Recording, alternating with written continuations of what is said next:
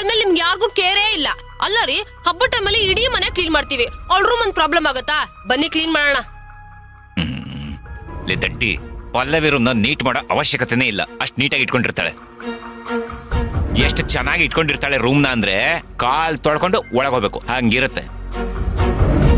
ಅದಕ್ಕೆ ಬೇಡ ಅಂತ ಹೇಳ್ತಿರೋದು. ರೀ ಬನ್ರಿ ಸುಮ್ನೆ. ಮೊದ್ಲೇ ಅನು ರೂಮು. ನಮ್ಮ ಅನು ಇದ್ರ ಗೊತ್ತುತ್ತಾರೆ ಆಟ ಸಾಮಾನೆಲ್ಲ ಚೊಲ್ಲ ಪಿಲ್ಲಿ ಆಗಿರುತ್ತೆ. 10 ನಿಮಿಷ ಅದೆಲ್ಲ ಎತ್ತಿಟ್ಬಿಟ್ಟು ಕ್ಲೀನ್ ಮಾಡ್ಬಿಟ್ಟು ಬರೋಣ.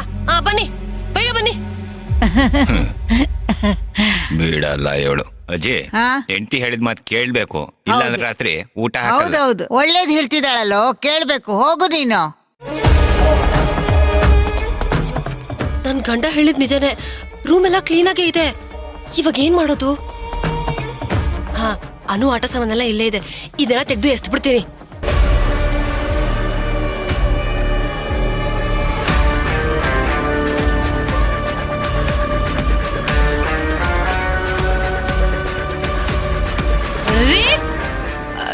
ನೋಡಿ, ನಾನ್ ಹೇಳಿಲ್ವಾ? ನೋಡಿ ಎಷ್ಟೊಂದು ಗಲೀಜಾಗಿದೆ. ಹೌದೌದು, ನೀನ್ ಹೇಳಿದ್ ನಿಜ. ರೀ, ನೀವಿದೆಲ್ಲ ಕ್ಲೀನ್ ಮಾಡಿ, ನಾನು ಕ್ಲೀನ್ ಮಾಡ್ತೀನಿ.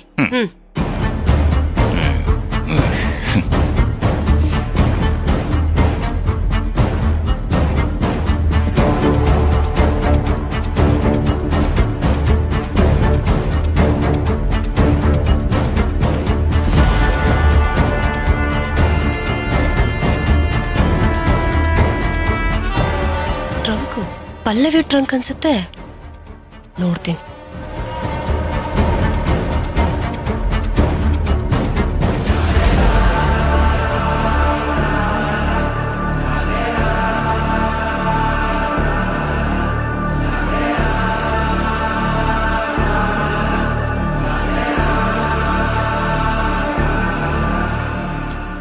DNA ರಿಪೋರ್ಟ್ ಎಲ್ಲೂ ಸಿಗ್ತಿಲ್ವಲ್ಲ.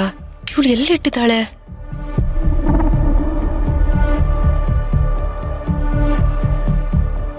ಇಲ್ಲೂ ಇಲ್ಲ. ಇನ್ ಎಲ್ಲಿಟ್ಟಿರ್ಬೋದು ಇವಳು? ಛೇ.